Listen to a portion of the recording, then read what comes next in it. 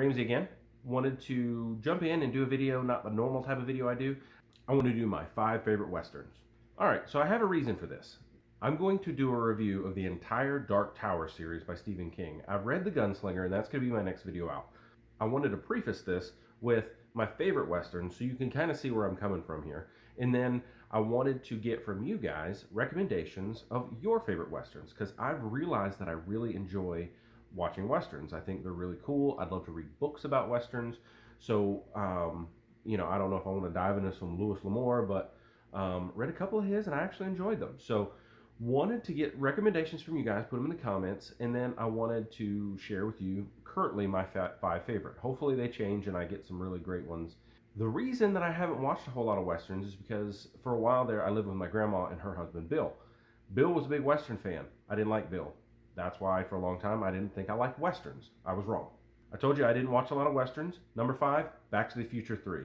Great Western. It's pretty much a comedy the whole way through. You should watch 1 and 2 before you watch 3. I know it's kind of silly, but I love Back to the Future 3. It's still one of my favorite movies of all time. The things that they did and the way that they made Westerns really enjoyable for me as a kid when I thought I didn't like them. So that was great for me. I also remember as a kid loving Young Guns, which is not a movie that I thought I would like, but I ended up liking it a lot. I watched it, I think, with my mom or my Uncle Terry. And it just had, any movie that's got Emilio Estevez and Charlie Sheen in it is fantastic. You got to watch them. So those 80s movies were great. They did a great job with it. I was engaged in it. I think Avon saw Young Guns too. I'm kind of lumping them both together. I'm just going to have to go back and watch both of them and see which one I like the best. Either Young Guns or Young Guns 2. And then recently, one of the movies that I found was 3:10 to Yuma with Christian Bale and Russell Crowe. I really enjoyed that one. The idea, I'm not going to spoil it, but the honor idea in that movie is great, and I really enjoyed watching that movie. Also, the father-son dynamic was great. Having a father spend time with his son and really show him the way he should live his life was a really awesome thing for me to see. I'm not the biggest Christian Bale fan. Some of the things he's in, like Batman, I really really love. Some other stuff I was like, maybe not. But in this movie, I really enjoyed his performance. Russell Crowe, generally, I like him as well. And there's that like little squirrely guy. I can't remember what other movies that guy's in, but he's been in like so much stuff. I see him all the time. Number 2 for me is Tombstone. You can never go wrong with Tombstone. I watched it right after high school. It was one of those movies. See, I'm telling you, I didn't watch a lot of Westerns. I watched everything late.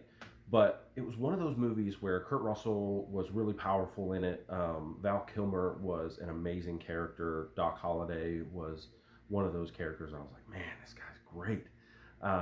And I just love the way that they all teamed up together to fight this band of outlaws. And what a great movie. It still is. If it's on, I'm stopping what I'm doing. I'm watching it. And I just watched this movie. Number 1 for me is The Good, the Bad, and the Ugly. I have watched A Fistful of Dollars, but I haven't watched For a Few Dollars More. But then I skipped ahead to The Good, the Bad, and the Ugly because I heard it was just so darn good. Sergio Leone is the director. He was an Italian guy, and that's why they call it spaghetti westerns. And to save money, they filmed them in Spain and did all the movies over there.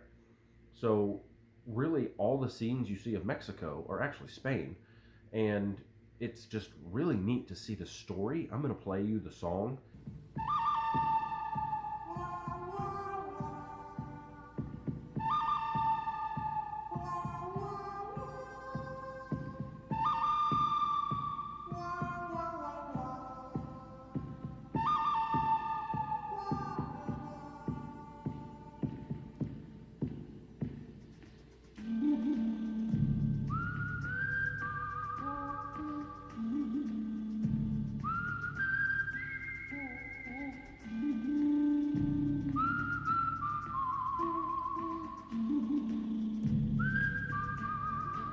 Hopefully it doesn't get me in trouble with YouTube, but I wanted to just like the dynamic that you get from this movie is just fantastic. It really pulls you in, and it really brings me back to why I want to do my favorite westerns. I wanted to lead in because Stephen King says his inspiration for The Gunslinger was Joe, the man with no name, from The Good, the Bad, and the Ugly. He was watching that movie in the 70s, and he said, you know what, I'm going to write a fantasy epic tale that's a Western. So that's really why I wanted to dig into this, and I wanted to just talk with you guys. You know, the only thing, books aren't the only thing that I do, and really wanted to get some suggestions for some Westerns. I know it's Halloween time, and I'm not a big Halloween guy. I know everybody else is, but so I'm doing Westerns while everybody else is doing scary movies. So please give me your Western suggestions. Social media links will all be down below. I no longer am an Amazon affiliate. Those will not be down there, so don't worry about that. And thank you guys so much. I really appreciate it. Y'all have a good one.